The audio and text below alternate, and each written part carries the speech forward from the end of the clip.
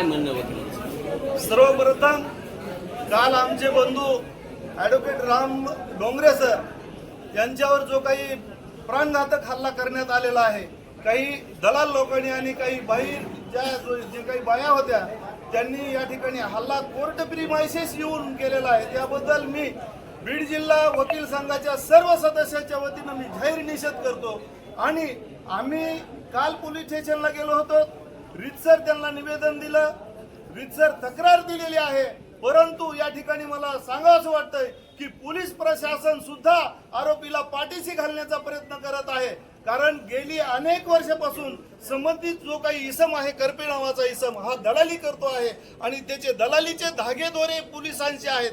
त्याच्यामुळं पोलिसांशी जी काही त्यांची पद्धत आहे कामाची, हा संशयास्पद आहे। आताच मी सकाळी जाऊन आलो, त्या ठिकाणी मी FIR घेण्याचा त्यांना विनंती केली। रात्री आम्ही त्यांना रीतसर तक्रारी अर्ज देऊन सुद्धा आमचा FIR त्यांनी घेतला नाही आणि आज कुठंतरी त्या ठिकाणी FIR केलेला आहे। आणि FIR करत असताना त्यांची अरेरावीची भाषा या ठिकाणी आम्हाला ऐकायला भेटली। ते असं आम्हाला म्हणाले की त्या महिलांचा सुद्धा तुमच्या विरोधातली तक्रार घेतली जाईल। एखाद्या वकिलावर जर अन्यायकारक पद्धतीचा FIR होत असेल तर त्याच्या वतीनं मी सर्वांच्या वतीनं त्याचा जाहीर निषेध करतो।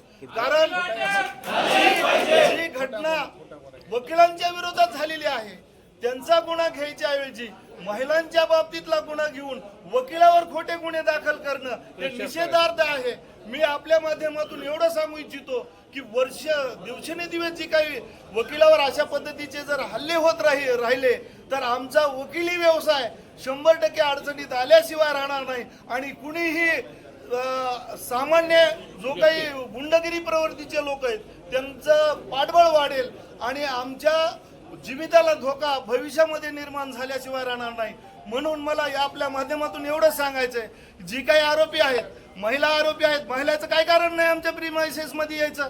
त्यानं बोलून आणले ते 5 महिला, त्याच्यासोबतचे 2 इसम बोलून आणले, तो स्वतः आला आणि त्याचं कारण असं आहे साहेब, सांगतो, जो डोंगरे नावाचा आमचा वकील आहे त्याच्या टेबल समोर त्यानं गाडी लावली, त्याला विनंती केली की बाबा रे ही तुझी गाडी बाजूला काढ, परंतु तो माणूस घेतली नाही। स्वतः आमच्या वकील साहेबांनी त्याची गाडी बाजूला लावली आणि तो त्याला अरेरावीनं काय म्हणला, जोपर्यंत आरोपीला अटक होत नाही तोपर्यंत त्याच्या आमचं कामकाज बंद राहील आणि कडक इथून पुढे